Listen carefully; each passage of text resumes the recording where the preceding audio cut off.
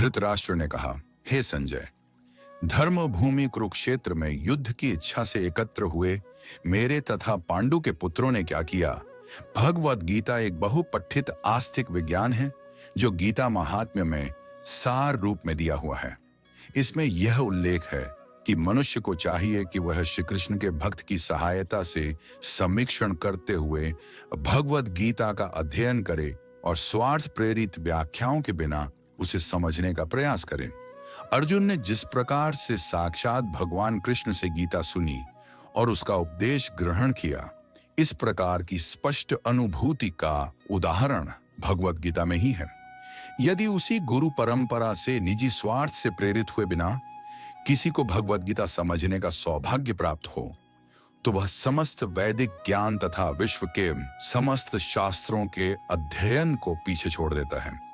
पाठक को भगवद गीता में न केवल अन्य शास्त्रों की सारी बातें मिलेंगी, अपितु ऐसी बातें भी मिलेंगी जो अन्यत्र कहीं उपलब्ध नहीं हैं।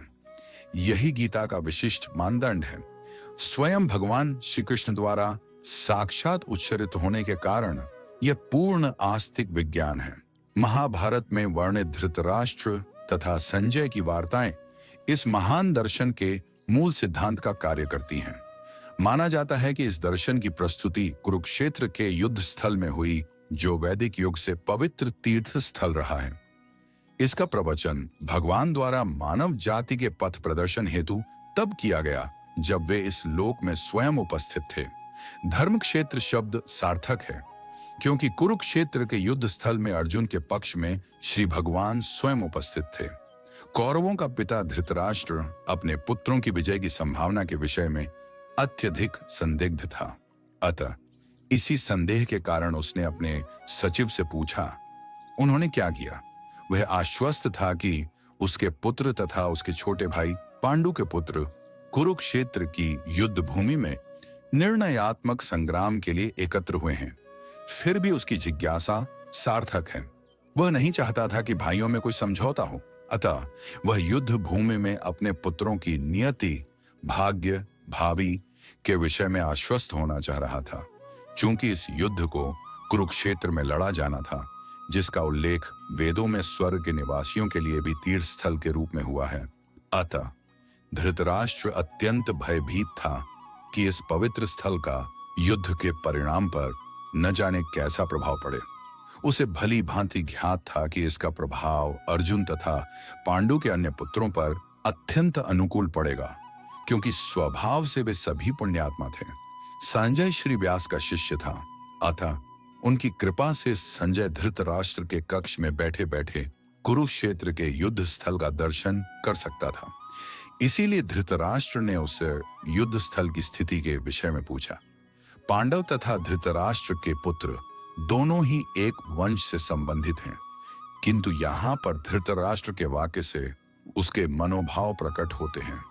उसने जानबूझकर अपने पुत्रों को कुरु कहा और पांडु के पुत्रों को वंश के उत्तराधिकार से विलग कर दिया। इस तरह पांडु के पुत्रों अर्थात अपने भतीजों के साथ धृतराष्ट्र की विशिष्ट मनस स्थिति समझी जा सकती है। जिस प्रकार धान के खेत से अवांछित पौधों को उखाड़ दिया जाता है, उसी प्रकार इस कथा के आरंभ से ही ऐसी आशा की जाती है कि जहां धर्म के पिता श्री कृष्ण उपस्थित हों, वहां कुरुक्षेत्र रूपी खेत में दुर्योधन आदि धृतराष्ट्र के पुत्र रूपी अवांछित पौधों को समूल नष्ट करके युधिष्ठिर आदि नितांत धार्मिक पुरुषों की स्थापना की जाएगी। यहाँ धर्म क्षेत्र तथा कुरुक्षेत्र शब्दों की उनकी ऐतिहासिक तथा वैदिक महत्ता के अतिरिक्त यही सार्थकता है। हे आचार्य, पांडु पुत्रों की विशाल सेना को देखें, जिसे आपके बुद्धिमान शिष्य द्रुपद के पुत्र ने इतने कौशल से व्यवस्थित किया है। परम राजनीतिकों दुर्योधन महान ब्राह्मण सेनापति द्रोणाचार्य के दोषों को इंगित करना चाहता था। अर्जुन की पत्नी द्रौपदी के पिता राजा द्रुपद के साथ द्रोणाचार्य का कुछ राजनीतिक झगड़ा था। इस झगड़े के फलस्वरूप द्रुपद ने एक महान यज्ञ संपन्न किया, जिससे उसे एक ऐसा पुत्र प्राप्त होने का वरदान मिला जो द्रोणाचार्य का वध कर सके।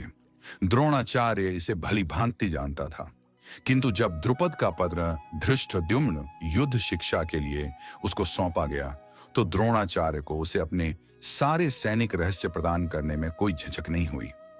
अब धृष्टद्युम्न कुरुक्षेत्र की युद्ध भूमि में पांडवों का पक्ष ले रहा था और उसने द्रोणाचार्य से जो कला सीखी थी उसी के आधार पर उसने यह व्यूह रचना की थी। दुर्योधन ने द्रोणाचार्य की इस दुर्बलता की ओर इंगित किया जिससे वह युद्ध में सजग रहे और समझौता न करे। इसके द्वारा वह द्रोणाचार्य को यह भी बताना चाह रहा था कि कहीं वह अपने प्रिय शिष्य पांडवों के प्रति युद्ध में उदारता न दिखा बैठे। विशेष रूप से अर्जुन उसका अत्यंत प्रिय एवं तेजस्वी शिष्य था।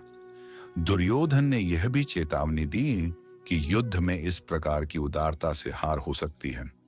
इस सेना में भीम तथा अर्जुन के समान युद्ध करने वाले अनेक वीर धनुर्धर हैं, यथा महारथी युयुधान, विराट तथा द्रुपद।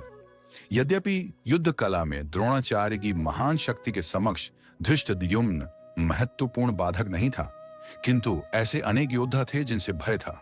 दुर्योधन इन्हें विजय पथ में अत्यंत बाधक बताता है क्योंकि इनमें से प्रत्येक योद्धा भीम तथा अर्जुन के समान दुर्जय था। उसे भीम तथा अर्जुन के बल का ज्ञान था, इसीलिए वह अन्यों की तुलना इन दोनों से करता है।